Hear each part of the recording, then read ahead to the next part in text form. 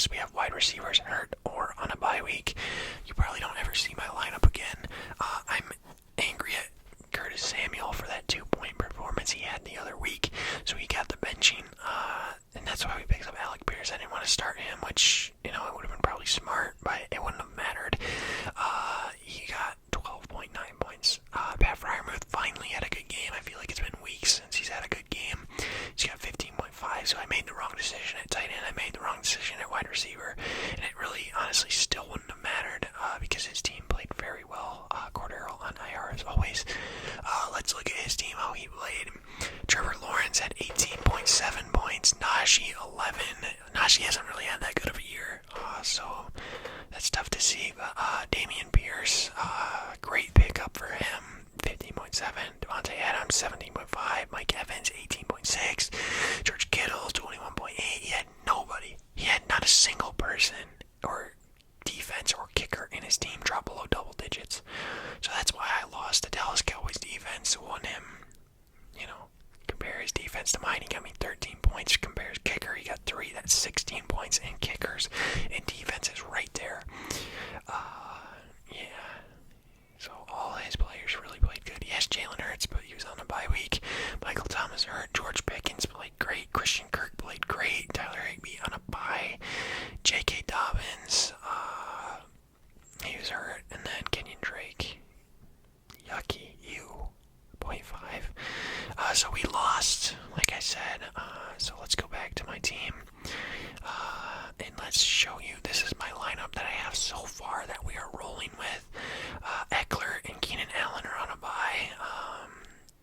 James Conner's never going to get another start. I've been trying to shop around and trade either James Conner or Brandon Cooks. I even sent someone a trade with Dalvin Cook involved. I think it was Dalvin Cook and Brandon Cooks for A.J. Brown, but they declined it. I'd be fine with parting on from a running back, like not Eckler. Eckler will never leave my team, but I'd be fine with leaving Dalvin, Etienne, Montgomery, or James Conner. Like, I'd be fine with that. Because we have depth. We have so much running back depth, but we need a good wide receiver who is guaranteed to get me double-digit points every week, because this is a big question mark. He's rejected this much every week, yet he never gets the ball. That's what annoys me about Brandon Cooks. He's facing like the second or third worst team in the league to give up fantasy points to wide receivers, being the tight ends. So hopefully he has a good game. That's why he's in here. I'm not giving up on Brandon Cooks yet, even though I want to. Dude's always a fantasy stud. He's so good too. Like, I don't understand why he doesn't get targeted more. Maybe he does. He just doesn't get the catches because Davis Mills is a bum. Amon-Ra, I saw something that said he's going to play Sunday, so I'm not even worried about this question mark. Hopefully he stays in longer than one snap. But after this week, I believe the Lions already had their bye. Yeah, they had their bye. I think. Is there a way to see complete stats? Maybe. This isn't going to show me, is it? Shoot. Oh, maybe this. Yeah, look at, they did have their bye week 6 before the Dallas game. So Amon-Ra should be good the rest of the year as long as he stays healthy. And Keenan Allen after this as well, as long as he stays healthy. So I'm gonna have two good wide receivers, and I won't ever have to worry about Brandon Cooks again playing. But yeah, this is what lineup I'm rolling with, I guess. Unless I can somehow manage a trade to get another wide receiver other than Brandon Cooks. But this is my lineup.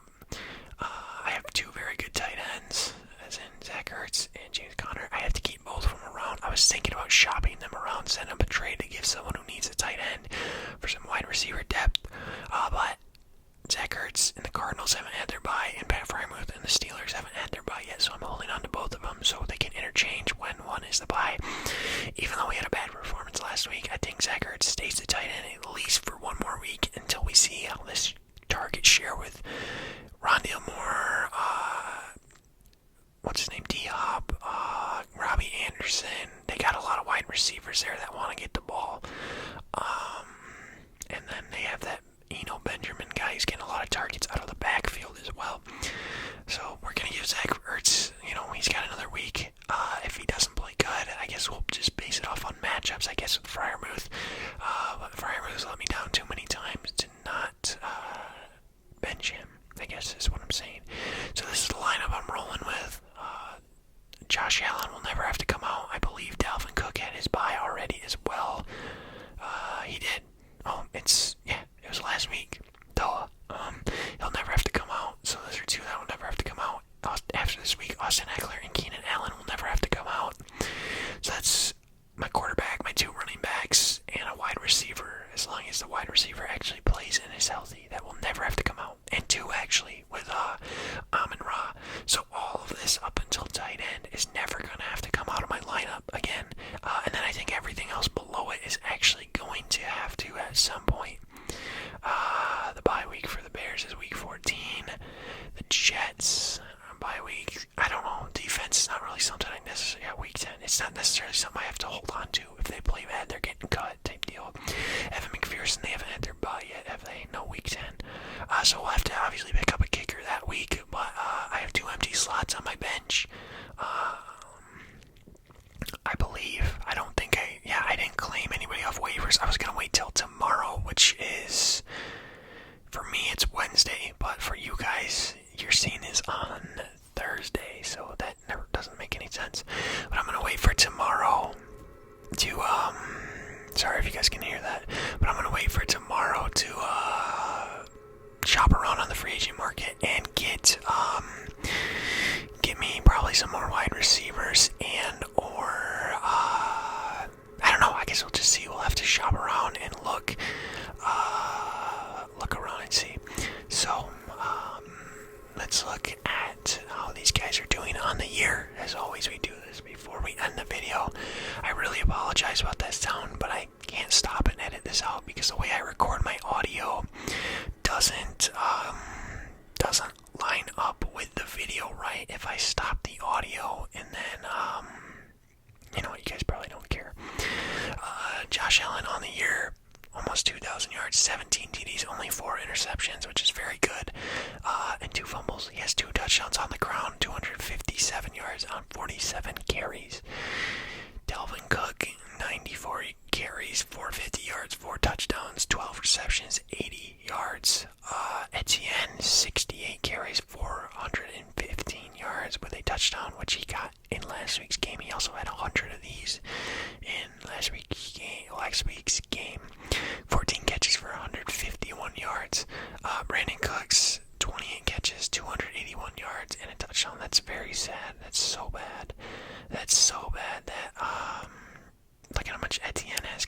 It's like only less than it's like 80, I think, if my math's right. 70. It's 70. Right? 30. I don't know. I can't do math. It's 130. I'm so sorry. I'm stupid. That's sad though. That Etienne's only 130 yards behind Brandon Cooks. Amon-Ra, same amount of receptions as Brandon Cooks, but he has 6 less yards and 2 more touchdowns. But Amon-Ra's been hurt for he's been out for essentially 3 games this year. 4 if you count the bye. 4 out of the 8 half the year, and he has the same amount of receptions as Brandon Cooks, and only has 6 less yards, and has a touchdown, and has 68 on the ground. Zach Ertz, 37 for 320 with 2 TDs, sure. David Montgomery, 77 carries for 308 yards with 2 touchdowns, 10 receptions, 113 yards. Austin Eckler, 84 carries, so he's still getting more carries than David Montgomery. 380 yards, 5 touchdowns, 53 receptions, 357 yards, and 3 touchdowns. By far the greatest fantasy player I've ever had in any of my leagues. He literally has the most yards, most receptions, and tied for most receiving touchdowns and most touchdowns on the ground running as well. That's crazy. That's insane. In my opinion, that's insane. Keenan Allen, 6 catches, 77 yards, sure. James Conner, 54 attempts, 200 yards, a touchdown, 14 catches, and 103 yards. Pat Freiermuth, 28 catches, 310 yards, 1 touchdown. Curtis Samuel, 13 rushes for 77 yards, 39 catches for 340 yards, and 2 touchdowns. And then Cordero, I'm not even going to talk about him. He hasn't played in forever. Jets defense has a touchdown. It has 8 interceptions, 3 fumble recoveries, 15 sacks, 1 safety, 2 blocked kicks.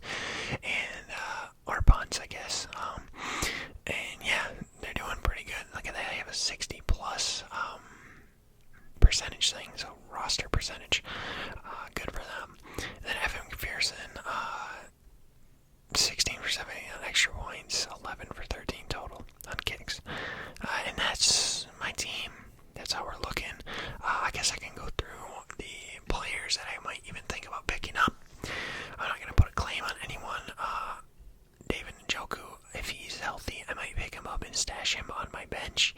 And then definitely look for a trade with either Pat Frymuth or what the hell is his name? Zach Ertz. Yeah, because David Njoku is very good. He's been having a very good season. Wow, Dalton Schultz is on waivers as well. Some people have been dropping their players, it looks like. I have no interest in any of these guys. I dropped Michael Carter to make room for someone. I don't remember who it was. I might pick him back up just because he's like a good option, I guess, if someone gets hurt. Like, he's RB2 again because James Robinson's there, but Michael Carter's very good. He's a good receiving back. So is Antonio Gibson. Let's look at Antonio Gibson here. I might pick him up. Wow, I mean, let's see. Oh, it's right here. He had 7 receptions in week 1. He had 2, 1, 3, 3, 3, 3. Touchdown. He's not getting very many. Holy cow, I can talk. He's not getting very many carries. That's a tongue twister. Jesus. I don't know. This is all decisions. I'll have to look and not do this now when I have to claim them. I'll just wait a day and then pick them up. Don't need to put claims on anyone. There's not really. I'm looking for wide receiver depth. Like, I don't know, maybe Garrett Wilson I might pick up just for fun. Chase Claypool. Let's look at how he's been doing. He did very good in that Tampa Bay game. Other than that, I mean, he had 7 targets, 7 receptions, okay, 8 targets. He's getting quite a few targets actually here in the later half of his playing time, but I don't know, I'm not really interested in Chase Claypool. I don't know why Eno Benjamin is projected for so low, maybe because James Conner's going to be back with this dude. Boom, 3 out of 7 games. Like last week especially, my God. 4 receptions, I don't know. I'm kind of just rambling on, dragging along here on this video. I don't know, I'll have to wait until tomorrow to make any decisions on who I'm about to pick up. But yeah, I hope you guys enjoyed my weekly fantasy review. As always, I look forward to seeing you in the next video. I hope you guys are enjoying Spooky Week. I believe it is day 3 of 7. That is when you're going to see this, I think. So, hope you guys are enjoying it.